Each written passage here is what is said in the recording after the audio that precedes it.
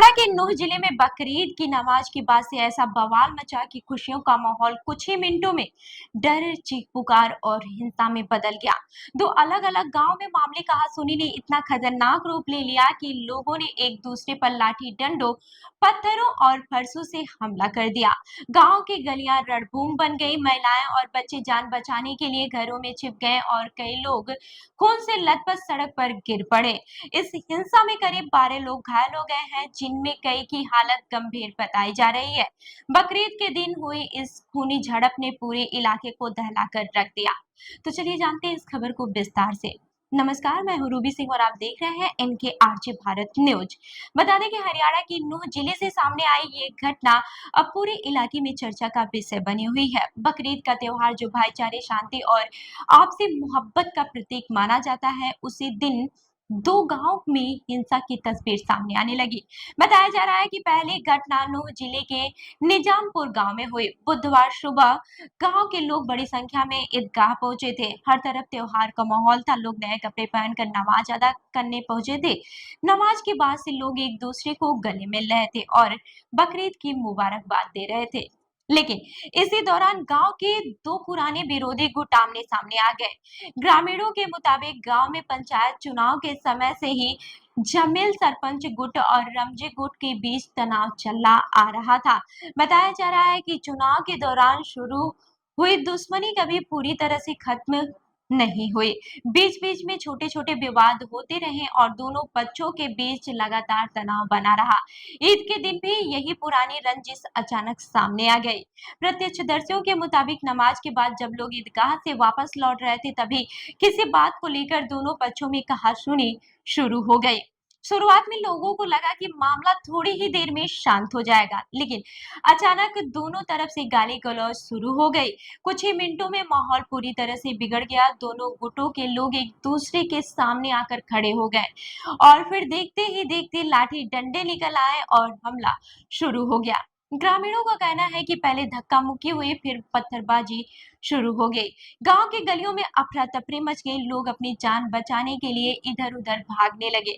वहीं महिलाएं बच्चों को लेकर घरों के अंदर छिप गई। हालांकि कुछ लोग झगड़ा रोकने की कोशिश कर रहे थे, लेकिन दोनों पक्ष इतने गुस्से में थे कि किसी की बात सुनने को तैयार नहीं थे। बताया जा रहा है कि कई लोगों को सिर और शरीर के अन्य हिस्सों में गंभीर चोटें आई हैं। घटना की सूचना मिलते ही हरियाणा पुलिस की टीम मौके पर पहुंची। थाना अकेड़ा पुलिस ने हालात को नियंत्रित करने की कोशिश की, लेकिन दोनों पक्ष लगातार भिड़ते रहे। पुलिस को काफी मशक्कत करनी पड़ी। इसके बाद से गांव में अतिरिक्त पुलिस बल तैनात किया गया।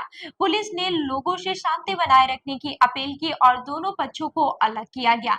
लेकिन इसी बीच नूह जिले के ही सिंगार गांव में भी हिंसा की खबर सामने आ गई। बिछौर थाना क्षेत्र के सिंगार गांव में भी पुरानी रंजिश को लेकर दो गुट आमने सामने आ गए। यहाँ भी शुरुआती मामला मामूली कहासुनी से शुरू हुई।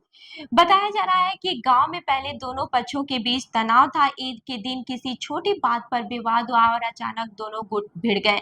ये मामला और भी ज्यादा खतरनाक हो गया क्योंकि झगड़े में फरसों का भी इस्तेमाल किया गया।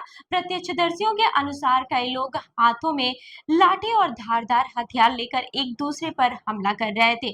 घटना के दौरान गांव में दहशत का माहौल बन गया। लोग अपने घरों के दरवाजे बंद करने लगे। कुछ लोग छतों पर चढ़कर पूरा घटनाक्रम देखते रहे।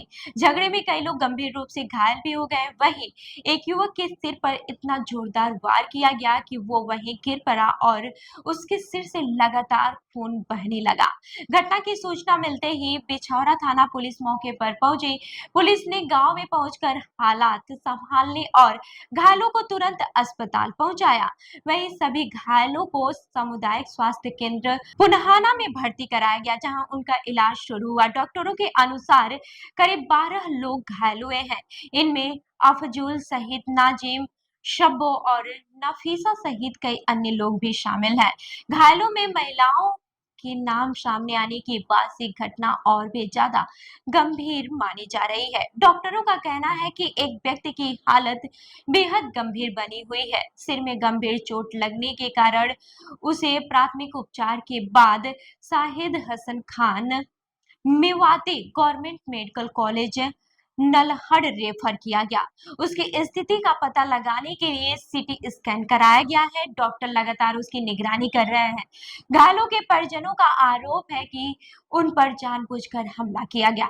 उनका कहना है कि पुरानी रंजिश की वजह से दूसरे पक्ष ने ईद के दिन हमला करने का मौका तलाशा था। वहीं दूसरे पक्ष के लोग भी खुद को निर्दोष बता रहे हैं। दोनों गांव में अब तनावपूर्ण शांति बनी हुई है। पुलिस लगातार गश्त कर रही है ताकि दोबारा कोई हिंसा न हो। ग्रामीणों का कहना है कि पंचायत चुनाव के बाद से गांव में राजनीतिक गुटबाजी लगातार बढ़ती जा रही है। छोटी-छोटी बातें भी अब बड़े विवाद में बदल जाती हैं। वहीं स्थानीय लोगों का कहना है कि पहले गांव में आपसी विवाद पंचायत स्तर पर सुलझा लिए जाते थे, लेकिन अब हालात बदल गए हैं।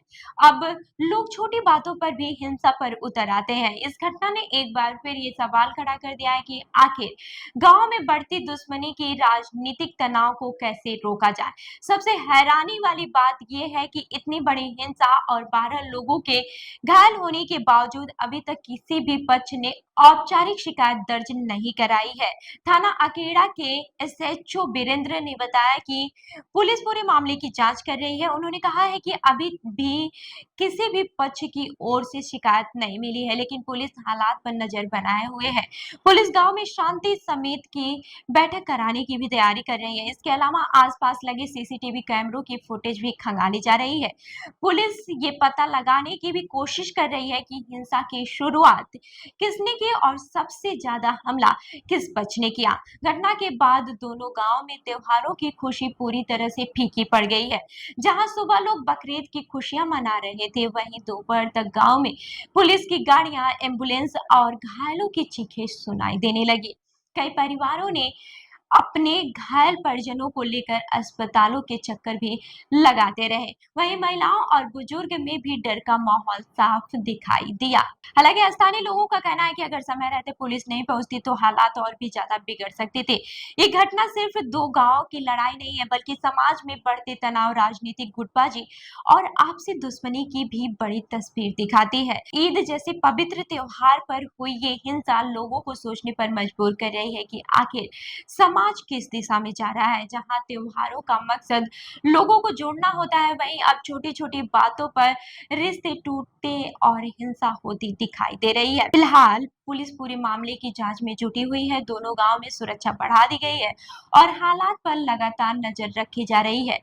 अब सबसे बड़ा सवाल यही है कि क्या गांव में बढ़ती पुरानी रंजिशों और चुनावी दुश्मनी को खत्म करने के लिए प्रशासन और समाज को मिलकर कोई बड़ा कदम उठाना होगा, और क्या आने वाले समय में ऐसी घटनाओं को रोकने के लिए गांव स्तर पर मजबूत शांति व्यवस्था और संवाद जरूरी हो गया है। ये सवाल अब पूरे इलाके में चर्चा का विषय बना हुआ है। अगर आप चाहते हैं कि हरियाणा, राजस्थान और देश की हर बड़ी खबर और सच्ची खबर सबसे पहले आप तक पहुंचे, तो वीडियो को लाइक करें, चैनल को सब्सक्राइब करें और बेल आइकन जरूर दबाएं। इसके साथ ही कमेंट करके बताइए कि क्या पंचायत चुनाव की पुरानी रंजिश गांव में बढ़ती हिंसा की सबसे बड़ी वजह बनती जा रही है। ऐसे ही अन्य खबरों के लिए जुड़े रहिए हमारे साथ। देखते रहिए NKRG भारत न्यूज। धन्यवाद।